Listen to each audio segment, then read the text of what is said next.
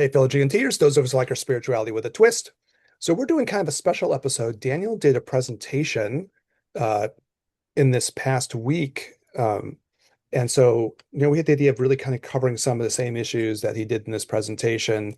He does these teaching events in Chicago, and this was kind of an interesting one for him. And the inspiration was there to do it. So I'll throw it over to you, Daniel, and you'll walk us through. You have a lot of stuff you want to cover, so I'll cede the floor right away, and I'm Yeah, curious to hear everything you want to share. yeah, yeah. So, as always, for everybody who's tuning in, if you're here for the first time, if you're here for the thousandth time, or whatever, like, comment, subscribe, do all the things everybody asks you to do. Costs you nothing. Definitely helps us out. Helps our message, to reach more people. So, thanks for tuning in. We'll get right to it. So, I gave a speech kind of talk to a group of lawyers, maybe about a week and a half ago, and I was just asked to speak on meditation. Now, for those who've been here for a while, know we talk about this, regularly off and on throughout the years. And for those who are new, we talk about meditation quite a bit. And I'm going to start this conversation with what is meditation overall. And the way that I describe this to basically complete people they've heard of it, obviously have heard the word, but might not know what it is.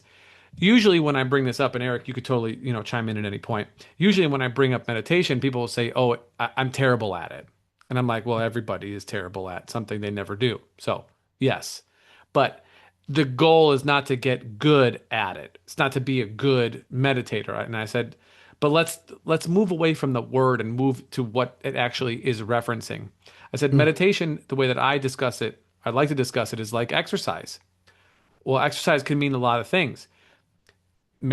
Think of runners, and hell, even think of people who are sprinters. Think of the 100 or 200-yard dash versus the marathoners. Bodies completely different. mm, Think about power lifters versus gymnasts versus boxers versus wrestlers versus pole vaulting versus shot put versus snowboarding. Bodies completely different. They look totally different, right? But they're all going to say, "I'm going to go exercise." Now they mhm. might say, "I'm going to go train," but they're going to say, I'm exercising, right? But that exercise looks so astronomically different based on what that person chose to perform, that it's almost as if it's under a different category, but it's not. And this is the way that I describe meditation for people, because I think the standard view for most people is that meditation is an attempt to, quote, clear their mind. Mm. That is the fallacy, that it seems to be the goal when Maybe re before you move on, Daniel, I'll just throw my 2 cents in. Like, I think yeah, that's a very relatable thing you said, because I think people need something analogous. And if you make a comparison to something that everyone can relate to, like a working out, yeah, especially the idea like, okay, there's lots of ways you could do this. yes, There's not like one way to meditate. It doesn't mean one thing. correct, And that'll like just produce different effects. And you can kind of get the idea by the analogy of like you wouldn't expect someone to be training to be like an offensive lineman for the Bears to look the same as the guy who's training to be like a marathon runner. That wouldn't make any correct, sense, right? correct, Yeah, yeah, I think it's I just want to give you props. I think that's very relatable. yeah. I try to like make that connection. It's because Hmm. people think they have this one idea of what it is. And you could do meditation walking, you could do meditation seated, you can do, I mean, there's all kinds of things. Like meditation is the act of being in a state.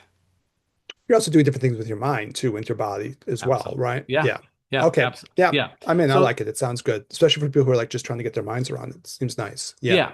Yeah. So this is kind of like the overarching thing. Okay. So the talk is on meditation, and I start with there, and I said, all right, well, what are we working with in meditation? We're working kind of with two pieces: awareness and attention.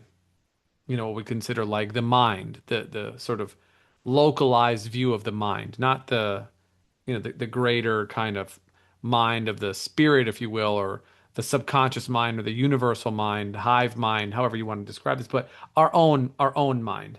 And there's other ways of describing this. The Tibetans have their own ways. The yogic people have their own ways of describing layers of mind and whatnot. But I like to keep things in a language that people understand. I think it's helpful. And so awareness and attention, right? And sometimes I use the word thinking for both to combine both of them. But attention, I could say, is where you're putting your focus. All right. And the awareness is well, the Tibetan term is like meta awareness, right? This kind of observing what's happening. So you have these two pieces happening simultaneously. One is the attention. This is what am I focusing on? Am I focusing on my feet when I'm running? Or am I focusing on my breath when I'm doing some breath work? Or am I focusing on a picture of some type? Or for people who like, manifestation, am I focusing on the feelings of of the outcome that I want from this thing that I'm working on? Okay, no So problem. kind of like what you might call like concentration, the focusing of the mind on certain Yes. things, right? Yes. hmm Which is a So, piece of like any meditative technique in some way or another, right? yes. Versus maybe what you might call, I'm just throwing out words and you might have your own ways you did this, but like what you might call like a mindfulness or something, right? Yes. Where I'm more attentively perceptive of what's happening around me. Those are like almost like two different kinds of like mental processes or something like that, right? Yes. Yep. One is to gain awareness of things and it kind of I'm in a receiving mode and I'm gaining awareness of what's happening. I'm like that mindfulness idea, right? Mm-hmm. Where I'm being perceptive of what's going on. Or I can go and say, well, I'm going to focus my mind on something particular, right? Whatever Yes. that particularity might be. And that will kind of play off of each other anyways in practice, but that's I mean, I get what you're saying, and those are other ways of maybe using those words or something, but Yeah. I vibe with those kinds of words too. Yeah, Mhm. so you made a distinction, right? Like focusing on a particular thing, and I'm doing this on purpose because I for people who heard it, I want them to sometimes it's nice to go over it a couple times just so that you get the thing, right? You're saying that there are two kind of major ways in which you can use your what I'm calling attention. And one is to focus on a particular thing, like I said, the breath or your feet or an image or something else like this. The other one is to be receptive, practicing receptivity. And then so that's kind of like the attention piece. The other half then is the aware like overall awareness, the thing that's observing what is happening. So if you're being receptive or you're being focused or whatever it is, there's something that is watching this. It's still within us, but it's sort of watching what's happening. And it's like the parent watching a child play or something like this. And I always like to point this out because sometimes I think people have a very difficult time doing and being simultaneously, but we're always doing and being simultaneously. And I think it's important to highlight this so that it doesn't, not that it comes at a shock because people do have some familiarity with themselves, some more than others, but in the trying to create a larger picture, you want to try and highlight as many of the pieces that are already there that we're aware of that we can talk about relatively easily. So, as I think to give people a sense of calmness that when they're going into something that might seem foreign, we're like, okay, if I'm describing a house, it's like these are the walls, this is the lighting, this is the floor, that's a carpet, those are pictures. The more that you can kind of help people feel comfortable going into something new, the less reserved they're going to be and the more they're willing to walk with you. Does that?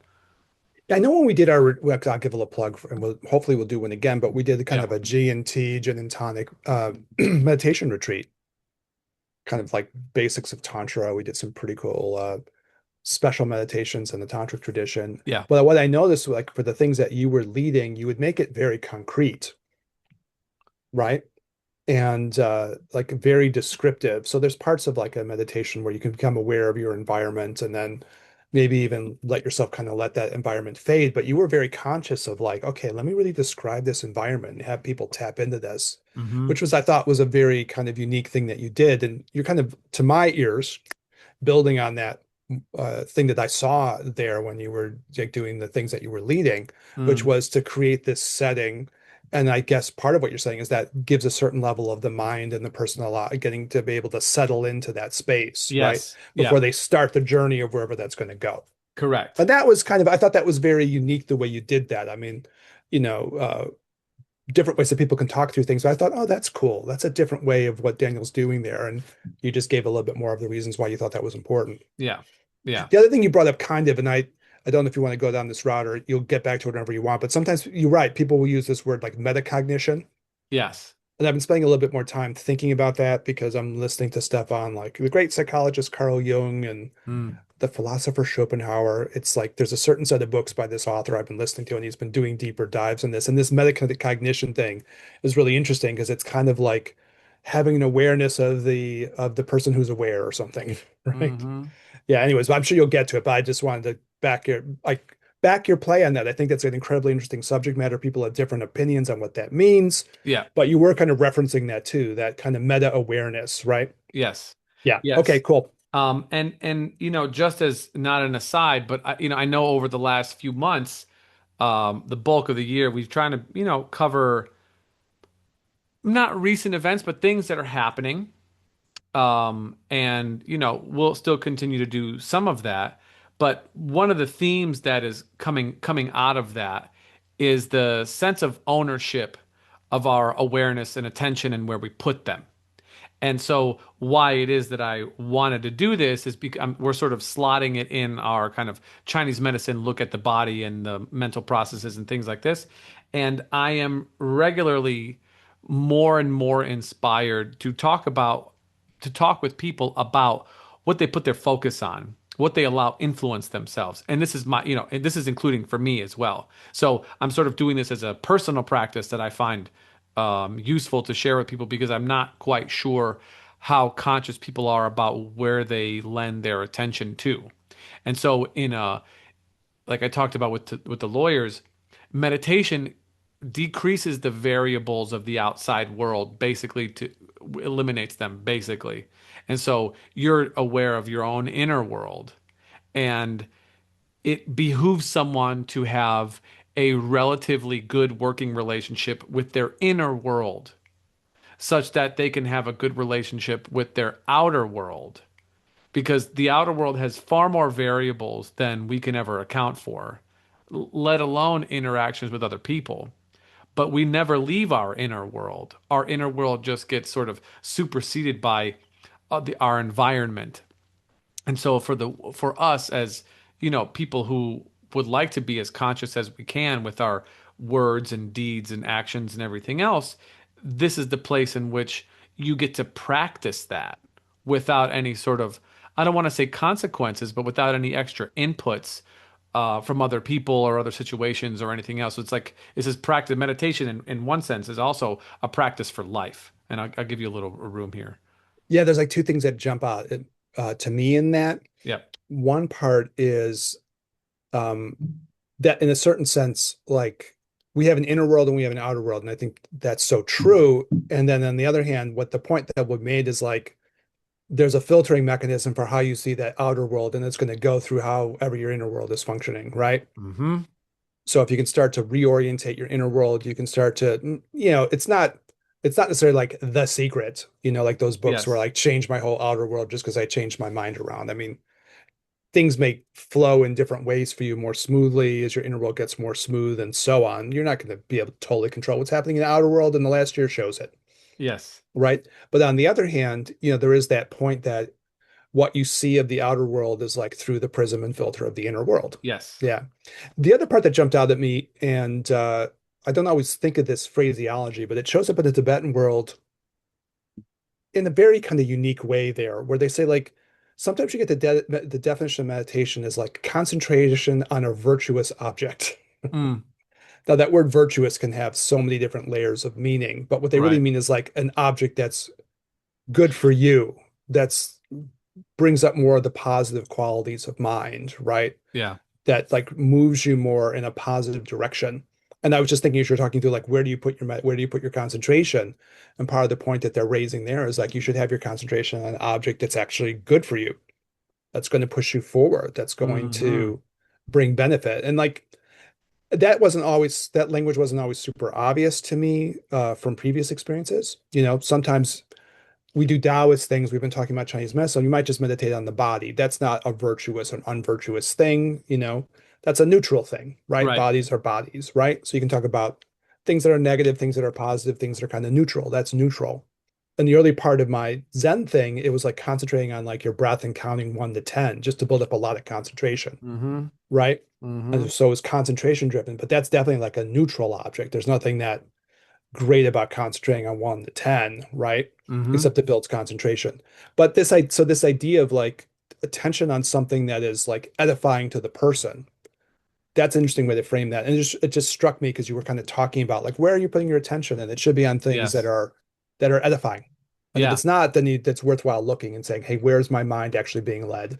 Yeah. Right. So Yeah. so I'm this brings me back to this kind of piece that I want to talk about here now, thinking. And thinking we can say is a continual stream of what I'm going to call patterning. And patterning, we could say, is a group of reflexes, an outpouring of conditioning, things like this. And why this is important to understand is because the way in which we see the world is often patterned by our emotional reactions. And so my teacher Andre always likes to use this analogy of the brown colored glasses.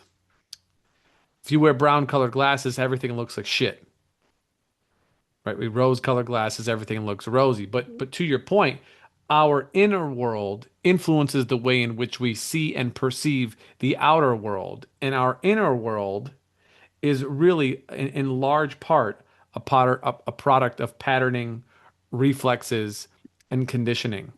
Some of which is from society for sure. Some of which, working from outside to in. Some of which is from our communities. Some of which is from our families, who are also a product of those previous things. And some of which is a product of our inheritance, of our genetics. And I made this point to a couple people when I was giving this talk, because there was a question about this. And I said, the tendencies that you have, your mother had, her mother had, her mother, her mother's mother, her mother's mother's mother, it goes on continuously. So, yeah, I mean, there's some interesting quirks that we have that are passed forward, but a lot of the trauma and adaptations, we'll call them adaptations. I don't even call them trauma. But a lot of it is trauma because life is just traumatic, you know? A lot of this trauma is passed forward and the adaptations that people make in order to be able to survive, then those are some of the things that get passed on. They might not fit in current society like they did 500 years ago, 800 years ago.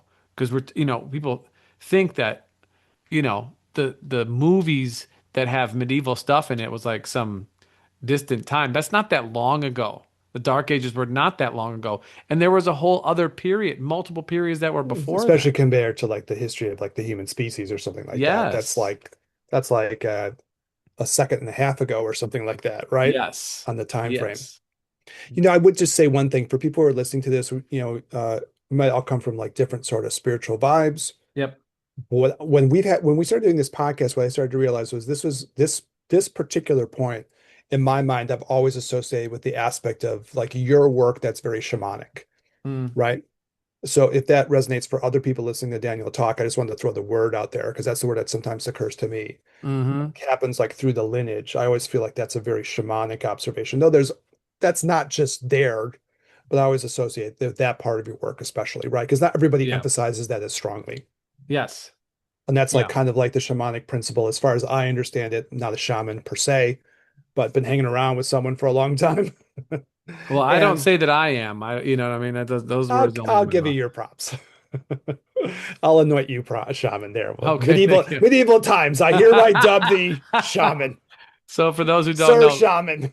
Medieval Times is a place outside outside of the Chicago, a local suburb where they perform like a medieval themed experience with, complete with jousting and horses and wenches and turkey legs and mead or beer or whatever Yeah, the yeah, yeah, case yeah, is. So yeah. yeah. I wasn't even trying to like go that kitschy, but it's true, right? You can go Yeah. that way too. I was giving you a full, not that I like him the king in this conversation, but I was like, okay, let's give you your props. Yeah, But I'm a medieval times shaman. That's good.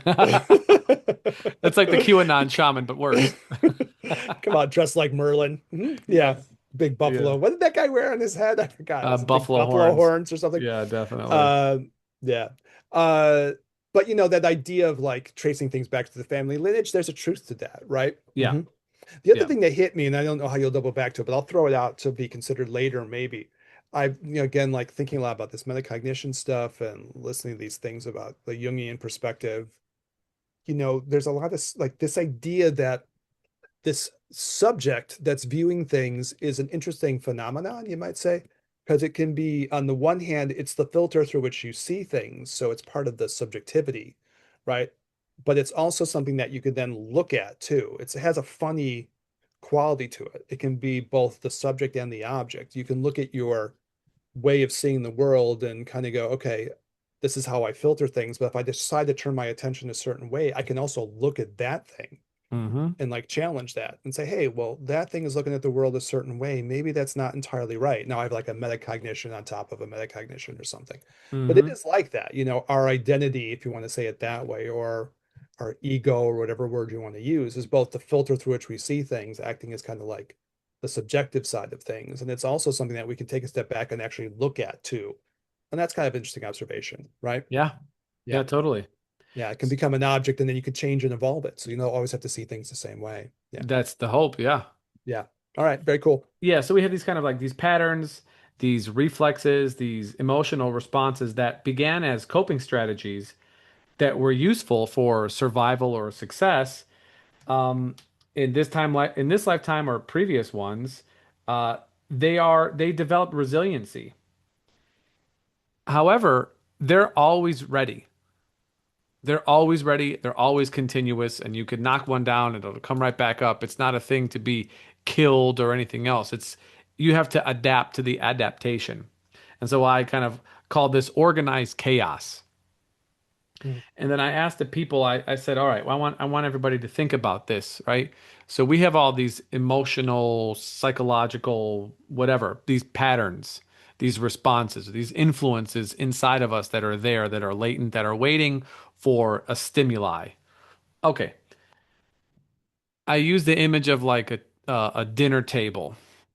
Okay, so you have to kind of use a little imagination here. So dinner table, we got Thanksgiving coming up here pretty soon. This episode will come out just before Thanksgiving, so perfect. And we are recording it. We rarely do this, but we're recording this on Veterans Day, so happy Veterans Day to anybody who Yeah. little belated by the time this comes out. But thank you for everybody who served, and thank you everybody who is a family member and helped support or friend and help support those who serve. So brief aside. I should say that goes for Daniel too, because he served. So We're all in service of something, you know? yeah, well, you did your thing. So yeah, Yeah. and you've talked about it in previous episodes. So yeah, thanks for what you did. Yeah. Thanks. Yeah. Okay, so we have this dinner table, all right? And each of the chairs is one of your patterns, and we'll just use them, we'll call them emotions for now, but they're really more patterns. So in one chair there's anger, in another chair there's jealousy, in another chair there's guilt, there's sadness, there's joy, there's whatever. I always like to ask the question, and it is a bit of a joke, but look who's talking now, which is a movie from the 80s where there was a talking baby. Oh yeah, yeah, yeah. Yes, John Was that was Travolta like was the John Travolta? yeah, John Travolta and Bruce Willis or whatever else. uh Ted Danson, maybe? Maybe, so something like this, but there was a talking baby. Look who's Is that the talking. one where like the or is that Three Men and a Baby? I can't remember. Uh, Okay. yeah. So yeah. Anyways, Okay, look, no, this is the one where he's just the dad with the talking baby. Got it. yeah, John Travolta is the dad with the talking baby. Correct. Okay, okay. But Throwback. so I asked that question, look who's talking, because you do have the ability to turn your attention, like Eric talked about a few minutes ago, towards the inside and see who it is that has the microphone, who's sitting at the head of the table, who's making the decisions, and is that the right pattern, or we'll say emotion? Is that the right emotion or the right response for all of these situations? And if the answer is no, well then why does that one particular thing have the largest chair? Or why does it always have access to the microphone? These are questions that you can ask and should be asking so as not to be subject to a very similar response for different situations. It doesn't make any sense. They say if you're a hammer, the world becomes, everything in the world becomes a nail. Well, the same thing goes for us if we respond to the same things or we respond in the same way to different things. that's literally the definition of insanity. So there's a bunch of crazy people running around, us included, because we have these very similar responses. So part of my bringing this up is to help people see the repetitive nature of our own identity, essentially, you know, and the desire, hopefully, to change and work on some of the perspective that we have. So not to always do the same thing over and over and over again. Yeah, no, it's funny because I teach a class on psychology for like traditional Chinese medical students, right? As part of my teaching stuff. And we were just talking about personality disorders today, Mm, right? Where you get the real extreme of that, where the person has one chair is so dominant that like it's always on. Like that yeah. person will never give up the mic. Yes. They're always holding the mic, right? Yeah. And even when it doesn't make any sense anymore, like drop the frickin' mic and give the mic up to somebody else. They can't. So, you get to the extremes of that. We can diagnose those things as like different kinds of personality disorders. The person can't turn it off and they can't adapt, Mm, right? Um, so, that did come to mind, right? hmm. And we all have maybe little potential mini versions of that though, right? Where why is that, why is that particular aspect of myself always like hogging the mic? Hmm. Like drop the mic, let somebody else get up there and like Yeah. sing a tune or two, right? Yeah.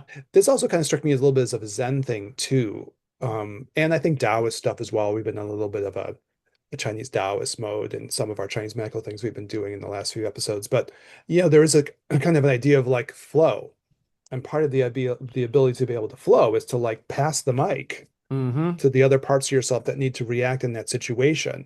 So you can respond in the most effective way possible. Even that word effective doesn't really fully cover it, but the most spontaneously powerful way possible. But if you're always like singing the same song, right? You just grab the mic and you just sing that same tune Yeah. over and over and over again. What is love? Or whatever the song is, you're just singing over and over again. People are like, Yeah. that isn't appropriate for this particular get together anymore, Yeah. Yeah. This is a right? You funeral, gotta, sir. so you gotta like flip the thing, flip the jukebox onto something else. The inner jukebox has to go someplace else. But I think in the Zen of it, they do make that as kind of the virtue that like you can move in a fluid way, Hmm. right? You're not stuck in that one mode with the one speaker with the big ass on the one chair. Yes. Yeah. Yeah, okay, cool. Yeah.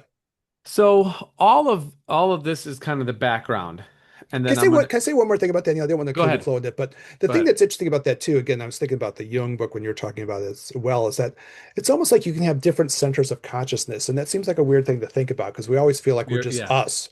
I'm Yeah. just me. But Yep. when you actually look more closely, you realize, oh no, I'm not just me. It Yes. is like little different mini personalities inside the main personality. And you can begin to get a vision of that. And I mean, I think it's a powerful observation. So I just wanted to throw that out too. Yeah. Yeah. Yeah. And I call all of this organized chaos. Yeah. I think when you That's first start meditating, you realize how true that is. yes. Wow, there's that. I think I'm holding the mic, but this person is like they're shouting over there too, right? And they got their opinion, Hmm. right? And it's almost like I mean, it's a little bit related to like in the extreme of like dissociative identity disorder or something, where people get multiple personalities, and Hmm. that's the extreme of that. But there's little mini versions of that kind of experience that you can kind of realize as you start to self-reflect, Yes. right? Yeah. And it's, some people also have names for their other parts of their personalities. Usually it's the darker parts given by our loved ones. Oh, that's the Terminator, you know. Oh, look who's here. You know what I mean? Like I don't know if you know, I know a couple people like this. They have sort of pet names for aspects of their personality. I sometimes call it like my inner dad or something. My dad was pretty volatile. That was the Neil Baker personality coming out. Doesn't come out too often. Came out over the Right. weekend on my son. Okay. My son actually went for Halloween as Dexter. I don't know if you ever watched that show back in the day, but I've seen I know of it. he had like the dark passenger, right? Okay. Which was always the thing that was like pulling him towards these kind of violent things, and he would kind of debate his dark passenger inside of himself. And to be honest, he would talk with his dad or other people in his mind, and they would show that in the show because he had an inner version of his dad too. Hmm. That was another person who was holding the mic inside his own mind or something. But anyways, that Yeah. crossed my mind. Hmm. So all of this is in the background, but what is in the foreground? Well, in the foreground is the complexity of life, right? And that situations are not easily navigated just in general, and decisions have consequences and rewards, and we have to eventually come to a place in which we decide to do or not do, to act or not act. And if we are going to act, then what decision are we going to make? Because things have to be done. We can't just stay in a state of like frozenness. We're always making decisions. We're always doing something. The question is who is in charge primarily when those decisions are being made for ourselves, our work, or um, whatever else. And so the goal then is to practice observation when there are lower amount of variables on us in a state of quote unquote meditation so that we are in better connection with the people at the dinner table, with the person who's holding the microphone. So more regularly we can decide from a place that has benefit for more than just ourselves. And sometimes even just benefiting ourselves benefits other people because if we think, I believe, and Eric, you could totally, say as you like. I think if it's in service to us, it generally is in service to other people. And if you're not choosing from a place of like instantaneous choice, that you think it through a little bit, that more beings, more people, the situation will end up better than not if you take the time to actually see it through. And I don't necessarily mean logically. I think people are quite stuck on like using logic for everything. And logic works wonderful, but it's not the only tool. I'm just saying whatever tool you want to use, if you're more of an artistic person and you like to feel things in your body, or you like to take the time to journal about things or write about it or go for a walk or whatever, you do whatever it is that you need to do in order to help yourself come to a better place of ease with all of those emotions or patterns inside of you so that you can be, I don't know, in communion with the outcome, whatever that outcome might be. You're a little bit more open, if that makes sense. Well, I think part of it is like you're kind of making an interesting point, right? You're talking to a group of lawyers, and part of what you're trying to say, to my ears, is like, okay, we're going to do this special exercise of like quieting everything down. I think you use the word like in the external environment, there's a lot more variables going on. So Yes. now we're going to take away the variables. That's almost like sciencey sounding language, but there's a truth, right? You turn down the number of variables so we can just concentrate on the things that we can work on like in the moment. So we're going Mm-hmm. to turn out these other things, and that'll give us a chance to go through and focus our attention on like that smaller array of variables that now are sort of more internal or something like that. But in part, what you're saying is you're doing that in preparation so that you can act in the world in a more effective way. So you're kind of bridging that gap. To my ears, you're making that point, right? Mm-hmm. And then, once you have that, you're able to do things again in a more, again, the word effective doesn't even really fully cover it, but in a more powerful and beneficial way. Yeah. So, um, and I think that gets to the idea of like meditation is concentration on a virtuous object or something, because the thing that you do to make yourself better is probably going to not only make things better for you, but make things better for like other people too. Right. So if I make myself better, I'm probably going to be a better dad, or I'll Mm-hmm. probably be a better doctor or a better teacher or whatever it is I'm involved with. I'm just going to be better at those things because I'm Mm-hmm. just sort of better. Right. Mm-hmm. Mm-hmm. So, that can happen in that way. The division up into different aspects of this of like components of the self or something is kind of interesting to me too.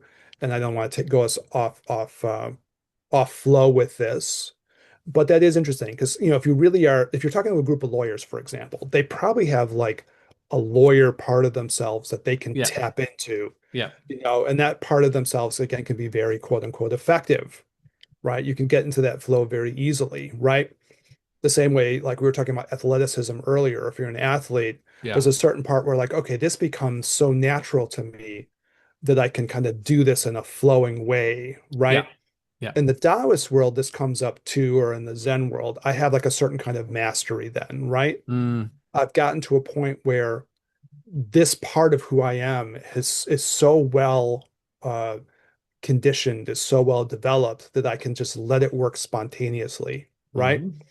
And that gets back to this idea of kind of like spontaneity. I do think that something happens meditatively where a lot of times our own minds will kind of creak and grind and like hold us up. But part of the Zen point or the Taoist point is when you can get over that creakiness, those things that cause you to stumble, cause you to stick, you'll flow better. And then usually when you're flowing better in that fluidity, you'll just be a more powerful, effective, and beneficial person to Mm, others, mm. And like meditation has that thing. So I've imagined if you're talking to a group of lawyers, part of what you're saying is, part of your mastery is like you master your own mind and you'll just be a more effective person representing your clients, produce better results in that sense too. It's Yes. efficacious in that way. Yes. Yeah. Yeah. So with the last, so that's okay. So all of that's the thing, right? Big, long introduction in order to get us to a moment of decision, right? Because that's what this is kind of like focus on. It's like choosing or acting, we could say in the regular world, because I want it to be tangible. All right. The last maybe 10, 15 minutes here, we're going to go over kind of how to. And I want to give the structure for which people can, or let's say the mindset, okay, the kind of not boundaries, but guidelines for people to approach basically any practice, any kind of meditative practice whatsoever, or any kind of practice at all, really. Whether you're working, whether you're talking with a friend, whether you're doing some kind of creative project, whether you're meditation, whether you're exercise, whether you're whatever. For me, this is the way in which that you do it. Some of these are kind of like traditional Tibetan ways, how they discuss it. Eric, feel free to add in at any point. But I'm gonna go over it and then give like my interpretation of how it fits for our language currently. All right. So the how to, there's sort of three pieces to it. One is no distraction, two is no control, and three is no work. Now, I intentionally prefer not to use, I just did it, but I prefer not to use negation when describing things. Why? And when I say negation, I mean no. So I've been using this example for the last 2 week and a half now, so I'll use it again. Don't think about the pink elephant. The first thing you think about immediately is the pink elephant, right? That is what that, and now I don't want you to think about that. So I have to intentionally, or we'll use a different word, purposefully, move somebody or myself towards where I want to go. So, think about GPS and your car. You put your address in wherever you're going. It says at the light, don't turn left. You don't assume that they mean go right. You just know that they don't. But you kind of want to now. You're like, why not though? Why can't I? I sort of want to. That's all that you brought up. You could have brought up anything, but you said don't turn left. Okay, so I'm intentionally going to try and not use negation because I want to focus on where we're wanting to go. All right, so no distraction. I like the word present for this. Um, your mind is in the moment. You're aware of your surroundings, or and your surrounding could just simply be yourself, but you're aware of your self, aware of your surroundings. To me, this is present. So the first part of this is being in the moment or being aware of what's going on. Eric, do you want to add anything to that particular part for no distraction? Another thing I would say is like there's a lot of different ways to kind of do this meditation gig. Yeah, And this definitely has a feeling of something. If you're talking to a group of people where you want to get them something that's effective and again that word and powerful, again that word, yeah. but also accessible, this is a good way to do this, right? Okay. If you're going to meditate on like a mandala or something, you'll be present in the moment meditating on the mandala, but you're not really giving that kind of practice. I'm just saying for other people who do other kinds of meditations, you're Yes. doing something, and this has a vibe of like to my ears again of like, and I know you've been interested in this lately, so I'm hearing it, right? Of what they sometimes call like the great perfection, Dzogchen. Yeah, This has a bit of a Dzogchen mind. Let's work totally. out of the mind from a natural space or something. Yes. And we'll make the natural sort of process of things, the meditative experience. So I'm just throwing it out there, because people are listening, everyone's going to have their own framework that they come from with this, and I just wanted to use that word and use that phrase, Mm-hmm. Dzogchen, the great perfection, because it has that sound to it, right? Mm-hmm. But again, if you're talking to a group of people who are like they're lawyers, they're new to this, you're like giving it also is in a strange way, even though it's a very deep practice, it's also accessible, right? Yes. To Yes. someone who are just like, okay, I'm just coming in, give me something that has an accessibility to it. Mm-hmm. This has that quality. Okay, cool. Mm-hmm. I just was hearing that, so I just wanted to like use that Yeah. phrase. Yeah. Yes. Yeah. Okay, so that's the first one. No distraction, or better to say, aware, present in the moment. The second one, no control. And this one I like to say, being with what is, or being with what is arising. Shorter said, you're free. Okay, you're boundless, a sense of boundlessness. And the practical aspects of this, or the practical components of this, are meaning that like you are observing, and again, this is in a meditative state, or this is in a creative state, or in a conversation state, um, that you are with what is happening. So first you're here, then you're a witness, or you're an experiencer to what is arising, what is going on, and you are simply aware of what is going on. You're being with it. So if it's pleasure, you're with pleasure. If it's discomfort, you're with discomfort. If it's with the conversation with someone that you're enjoying, you're allowing yourself to enjoy that conversation. And if it's a difficult conversation with a family member or something else, as you know, holidays are coming up, so there's probably going to be some charged conversations with people who we are related to, but do not see eye to eye on many things or any things. Um, can you be with that discomfort without immediately going to the pattern of reactivity, with the pattern of retribution, or I'm going to show this person, or they're so fucking wrong, what an idiot.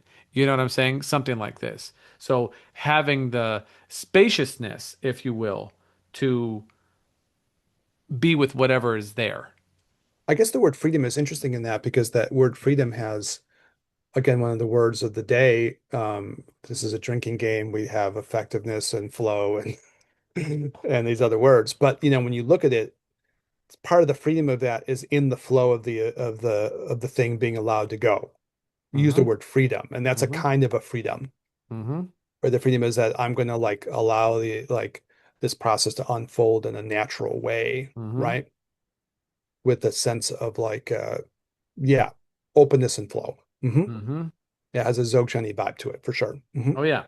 Or yeah, a kind of a naturalness to it, meditating on the natural flow of the mind or something, Yeah, very and that's a allowing good. it to flow. Yeah. Yeah. Yeah, that's a good okay. Okay, the last one then is no work. No work. So I call this one effortless or balanced. So no work doesn't mean not doing anything. I think that is probably the dichotomy of this particular description.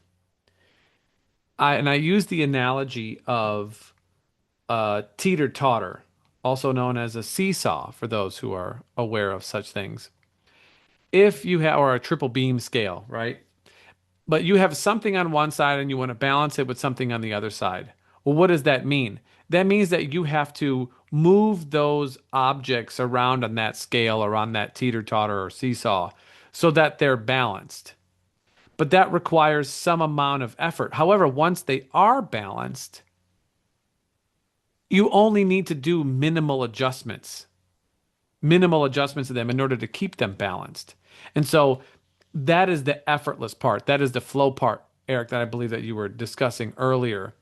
And it's not that it's without effort at all. It's just that there is some effort required to get us there, and then we have to sort of maintain it. But that amount of we call it caloric expenditure should be very low in comparison to the amount of energy that it requires to get us to that point. And so this is discussing that place of being in balance and the effortless or the ease to which we should be able to adjust one side or the other to keep us there. And I guess it's kind of like I don't surf, but like sometimes you could use this kind of metaphor, right? I'm going to ride a wave. So in order to ride a wave, I'm going to have to put some energy into like maintaining myself on the wave, right? But Hmm. I'm also going to try to maintain my flow on the wave. So, if I were to say that like I got to do nothing, that wouldn't be quite right either, right? It's going to take Hmm. some effort for me to go through and keep myself within the flow of that experience, right? To be able Hmm. to do that. That's not totally effortless. Hmm. On the other hand, there's a naturalism in that, right? That's going to take a little bit to like recenter myself on that wave or, recenter myself within that flow of what's happening, Yes. right? Yeah. And so all of this then is to say that we are intentionally trying to create the container for which things are arising within inside of us and acknowledging that we are the arising, simultaneously we are the container. The arising doesn't necessarily have to affect or taint the container, but the container is not limited to the space that it occupies all the time. It can be greater or smaller, but better to go bigger because, you know, an 8 pound bowling ball is nothing in the infinitude of space, but in a shoebox, it dominates the entirety of it. Do you know what I mean? Very poetically said. Yeah. Well, Well, I and mean, like, yeah. okay, because I don't mean No, no, no, like, you got it. You got it. oh, I got, I'm well, good. like, I wouldn't be a good student of the Dalai Lama if I didn't make this additional point because he talks about this.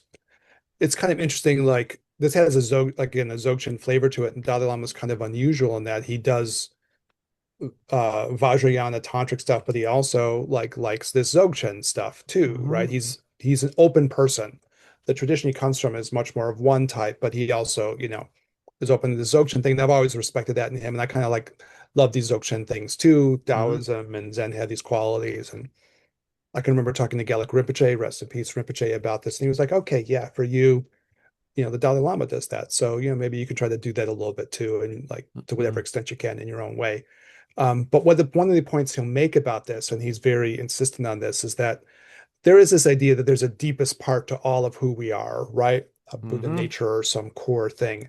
And so, on the one hand, you're talking about this idea, look, I'm going to let things flow and I'm not going to be forceful with this, right? But one of the things he points out is that as you get into the spontaneity of those things, at the core of that, you start to notice, wait a minute, there's this deeper part of who I am too, right? So it's a deep technique in the sense that like it allows you to flow in this natural way, but at the Mm-hmm. same time, you're able to have these moments of observation that goes like, wait a minute, who's at the core of all of this? This huge, expansive, blissful part of me that's there. And if I'm just allowing myself to like even look at the natural flow of my own mind, I'll find that hidden Mm-hmm. like within it or something, right? So it has Mm-hmm. that quality too. It's not necessarily something you say to a group of lawyers when you're just giving like, the basic introduction to get a hold of this stuff. But that is the point that he raises, right? Mm-hmm. Even in allowing that spontaneity to flow, and you're dealing with what you might call, in some ways, the more superficial parts of the mind, right? Mm-hmm. That if you want to use a water image, you're like more riding the waves on the top. You're not into the deepest parts, but that's all water. You took the words right out And of my you'll mouth. you'll find the water within it, right? If you kind of Mm-hmm. go that way. Hmm. Mm-hmm. Yeah, so that this then gives you the opportunity to tap into what they call like timeless awareness or direct sensing or non-conceptuality, this very authentic state of mind that everybody has, such that you can cultivate your own authenticity, which is again, drinking game word we use all the time, Yeah. right? But you dip into that place which has everything contained in it such that you can find out whatever it is that you need to find out about yourself or whatever it is that you're working on or whatever, or just be in that place. And then when you then leave that place and you go back into the world of forms and decisions and chaos and brown colored glasses and all the things, you will end up being far more connected to who it is that you are. So now your decisions, what you bring into those are the colored glasses that you're wearing now. So if it's indigo or rainbow or purple or brown or whatever, you've made the effort to change your perception based on on going into the, I don't know, the pool of infinity, if you will, and then coming out and taking that and having that influence your decisions. I tend to think of the like over our podcasting over the years, I tend to kind of think of authenticity as sort of that Zen Taoist flow. Mm. I'm able to allow myself to flow. And then maybe in that you start to realize like, oh, that part of myself that wanted to hog the mic, they really aren't hogging the mic anymore, right? Mm. There's a kind of a flow that happens, and then nobody's hogging the mic, Correct. right? Yeah. So you can get into that space. The music flows very smoothly, and everybody's like singing in unison together, maybe more often, or maybe that's Mm. stretching the metaphor. But the idea is that you feel like, okay, there's a flow to this, right? Yeah. Yeah. And so I look at that as kind of the authenticity thing. And you can find this, as you begin to get more into this, you'll find like, oh, I don't stumble over my words as much. I don't freeze in the moment. I'm able to respond in a way that feels natural to me. Authentic is the word, right? In the Hmm. moment, right? So there's that piece. And then there's this deeper piece of like, well, what's the core of every living thing? That kind of deeper spiritual question that's always like hovering around, right, within these exercises too. And you can kind of get to both of those sweet spots, kind of get the authenticity flow thing and also get, oh no, wait a minute, there's that underlying part that's there too. Hmm. Yeah. Hmm. All right. I don't know if I very rare for me to do this, but there's kind of a Dzogchen song. Uh, by Oh, song, they mean just like verses. It's pretty short. So I'll just throw it out and maybe it's something we'll comment on. Foreshadowing, we'll do a longer one in sure. future Yeah. episodes. But as you were talking, I was like, oh yeah, I was thinking about this. Um, so sometimes it's called it has a weird name, The Wonderful Cuckoo Song of Spontaneous Presence Oh, or Song of Awareness. So it says oh magnificent, I'll paraphrase, but oh magnificent being, listen, we're all the magnificent being, aren't we? that's right. We're the magnificent beings. The nature of multiplicity is non-dual. You've been using that kind of language a lot, right? Lots of experiences, lots of stuff, but in the end, they're all happening within the container of our own mind, right? Is non-dual. And things themselves are pure and simple, right? Again, that sort of spontaneous, natural version of meditation, right? The feeling of like the pureness and the simplicity of like the mind in itself, or when you allow things to flow along. Being here and now is construct free, the spontaneous thing you were talking about there, and it shines out in all forms, always good. That's a weird thing to say, always good, but in the flow of the mind, there's a certain joy in that can happen, right? Mm. So that regardless of what's happening, even if it is shitty and you don't even have to put your glasses on to notice it's shitty, there still can be kind of like a joy, a spontaneous joy or something like that, just in that feeling of the mind and the feeling of the flow of the mind. It is already perfect. So exertion is redundant and spontaneity is ever present, something like that. They'll paraphrase. So I thought I'd Mm. share it because it's so much within the wheelhouse of what you were trying to Yeah. share. I think Perfect. with these lawyers, it's like that's the quality that you're trying to get. Yeah. On the one hand, like super profound, but on the other hand, especially I think I get what you were doing. It's something to share with people that it's like it's accessible, right? Hmm. It's building on the natural kind of quality that you can kind of focus on within yourself. Yeah. All right, cool. Sweet. Yeah. Well, I Yeah. want I want to give just the last two pieces here. Oh, sorry. Yeah, yeah, No, no, no. It's all yeah. good. It's all part of it. Again, slightly poetic and things like this. So some dichotomies, right? Because you're talking about being what's in the container and the container at the same time. So always nice to have a bit of a koan, if you will, or some kind of puzzle to think about. And I just like these because they, go together. But how do we be both stillness and movement? How do we be silence and sound? These are the kind of questions, the balancing of the yin and yang, the light and dark, the masculine, the feminine, the both sides, the action versus the non-action, right? Within us. So we can see what's arising and not also be it. And then can we be in the world and also not be a part of it at the same time? Can I acknowledge what's going on around me is fucking bullshit, but then not be sucked in such that I am influenced in a way that I am not as effective as a helper as I could be as if I was not to be. This is the challenge. This is the work. This is also the goal. And so I bring all of this as an outpouring of my own practice, my own understanding, and having the wonderful opportunity to talk to people about it. It is always an honor to be able to share things that I have learned in a cohesive way for myself to break them down so that I can assimilate them. And then in the hopes then is that I am a goofball and stupid enough to fall forward and get the first down, even though I was totally stuffed at the line, and that some other people might benefit from whatever dribble I have comes out of my mouth that is totally hacking up the fine people who put much more work in putting it forth so that I could learn something in the process. So thank you for listening, everybody. Eric, Well, final words. well said as a closer, Daniel. I don't know if there's much to say after that. Except that I can, like, you and I know each other so well, and there's always been this thing that this was sort of, how do you say? There's things that are so deep in people. Sometimes they say in the Tibetan world, this is associated with not earth or water or fire, but like energy, right? That give us sometimes the core things that who we are as a person. And for as long as I've known you, you've had that energetic flow in that direction of like, I want to like learn these things and be able to share them with others, right? Hmm. I want to learn and share. I want to learn and share, right?